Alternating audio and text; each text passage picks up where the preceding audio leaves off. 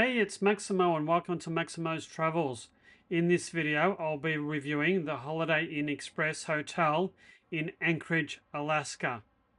It was expensive, overrated, underwhelming, and perhaps one of the worst hotels I've stayed at for a number of years. Join me in this video to find out why.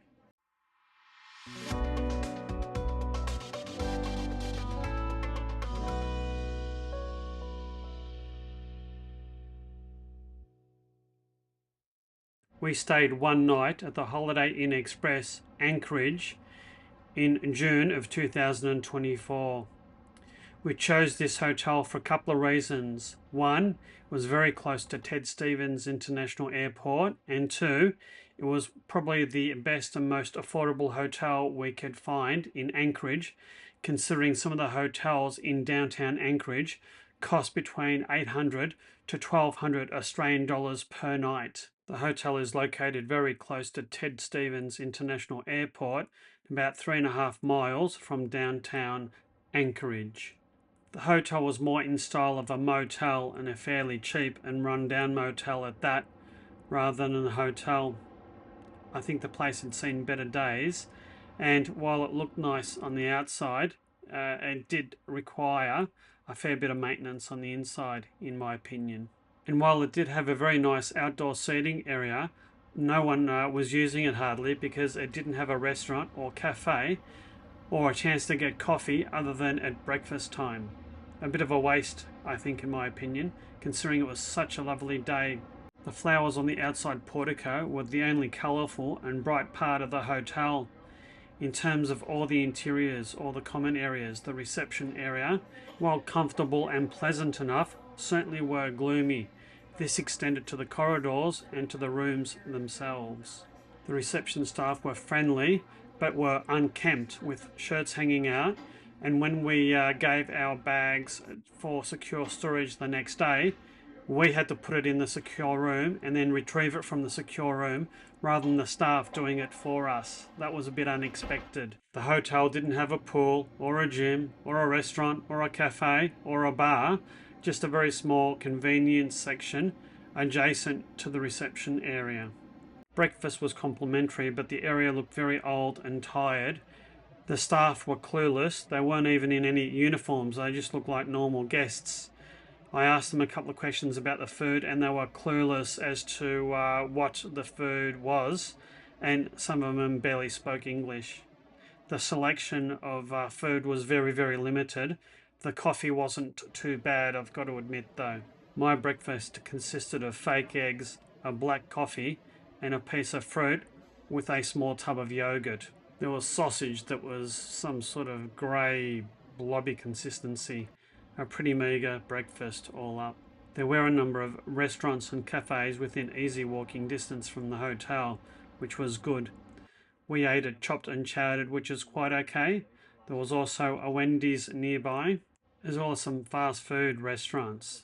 The teriyaki Japanese was fairly average.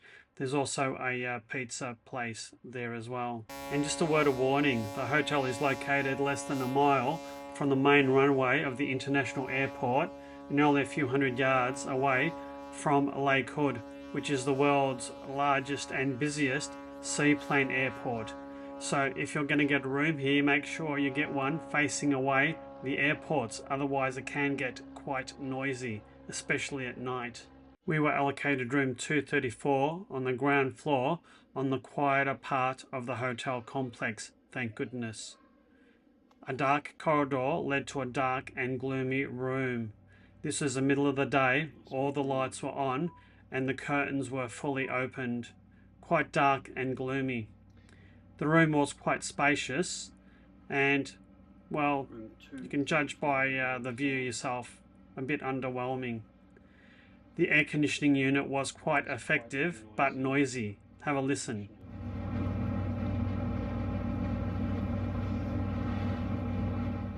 The room contained a decent sized table and chair with oodles of charging cable points, as well as a coffee machine which I used and made reasonably good coffee. The bed was a king size bed. The bed and pillows were reasonably comfortable. If you can see through the gloom, and I've had to adjust the colour in order to see something, there is a microwave, TV and small fridge. On the other side of that there's a small armchair and table with almost enough light to be able to read. Thank goodness the bed was comfortable. I think the most disappointing part of the room was the bathroom. While everything was clean and functional, it was very old and dated. They did supply toiletries, Dove all around. Towels are nice and large and clean, but the shower was old. The water pressure was fairly hopeless. The water temperature changed about on the 15-second mark throughout your whole shower. And just like the rest of the hotel and hotel room, things were quite dark in here. Apart from the toilet, that seems to be the only thing that was reasonably well lit. Very strange. Quite a few of the tiles in the bathroom and in the entrance area were loose as well. Overall, it looked a bit shabby, tired and well overdue for an overhaul. We paid over 500 Australian dollars for this hotel. I'd say for the price, it's overrated, and I would give it a rating of 3 out of 5. This hotel's rated at 2-star, and that's pretty much what we got, a 2-star experience at a 5-star price. I do hope you liked this video. If so, please hit that like and subscribe button. Hit that notify bell so you'll never miss another upcoming video. If you'd like to support my channel, please consider buying me a coffee or smashing that super thanks button. And look out for my upcoming videos from Hawaii. Until next time, you take care and bye now.